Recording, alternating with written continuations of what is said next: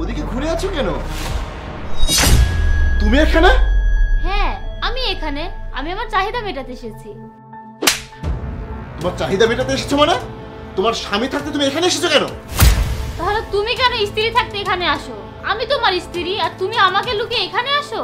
তুমি যেমন তোমার চাহিদা মেটাতে এখানে এসেছো, আমিও তেমন আমার চাহিদা মেটাতে এখানে এসেছি। প্রতিটা মেয়েরই তার স্বামীর একটা চাহিদা থাকে। তুমি যদি আমার সেই চাহিদা পূরণ করতে না পারো তাহলে আমি কেন আসবো না এখানে? দিনের পর দিন তুমি আমাকে অবহেলা করছো, রাতে ঠিকমতো বাসায়ও যাও না। এসবই যদি করবে তাহলে তুমি আমাকে বিয়ে কেন করেছিলে? তুমি এখানে কিভাবে এসেছো আর কিভাবে জানলে আমি এখানে আসি? বিয়ের পর থেকেই তোমার আচরণ আমার কাছে ভালো লাগছিল না। তারপর আমাকে সময় না দেওয়া, রাতে ঠিকমতো বাসায় না যাওয়া, এগুলো আমাকে অনেক ভাবিয়েছিল। কয়েকদিন আগে যখন তোমার পিএস বাসায় ফাইল আনতে গিয়েছিল। ম্যাডাম, স্যার একটা ফাইল রেখে গেছে, ফাইলটা নিয়ে যেতে হবে। ভাইয়া একটু বসুন, আপনার সাথে আমার কিছু কথা আছে। ভাইয়া, আপনি তো আমার ভাইয়ের মতন, আপনি আমাকে একটা সাহায্য করবেন প্লিজ? হ্যাঁ ম্যাডাম, অবশ্যই, বলুন কি করতে হবে।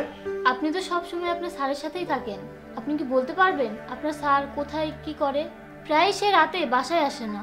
ম্যাডাম, স্যার তো সারাদিন অফিসেই থাকে আর ব্যবসার কাজে বিভিন্ন সময় বিভিন্ন জায়গায় যায়। সে আমার সাথে স্বামীর মতো আচরণ করে না, সে আমাকে অবহেলা করে, আমার সাথে থাকে না। আমার মনে হয় সে তার পরিবারের চাপে আমাকে বিয়ে করেছে, তার অন্য কোনো সমস্যা আছে। তা না হলে কেন সে তার স্ত্রীর কাছে যায় না? প্লিজ ভাইয়া আমাকে বলুন আপনার স্যার রাতে কোথায় যায়? আমি আপনার বোন হলে কি আপনি আপনার বোনের কষ্ট সহ্য করতে পারতেন? আপনি আমাকে একটু সাহায্য করলে আমার এই কষ্টটা দূর হবে। আপনি তো তার সবকিছুই জানেন।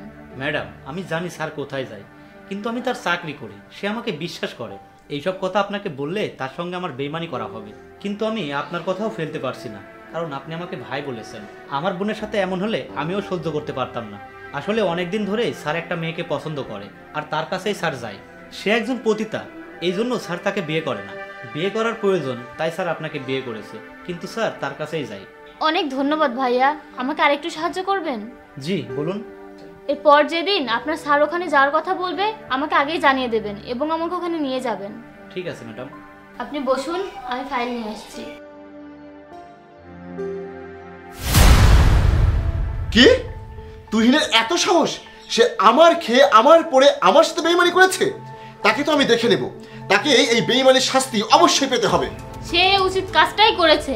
তুমি যদি তোমার স্ত্রীর সাথে বেইমানি করতে পারো তাহলে সে কেন ভালো কাজ করে তোমার সাথে বেইমানি করতে পারবে না? তুমি তোমার কথা ভেবে পরিবার আর সমাজকে দেখানোর জন্য বিয়েটা করেছো। হ্যাঁ, আমি পরিবার আর সমাজের জন্যই তোমাকে বিয়ে করেছি।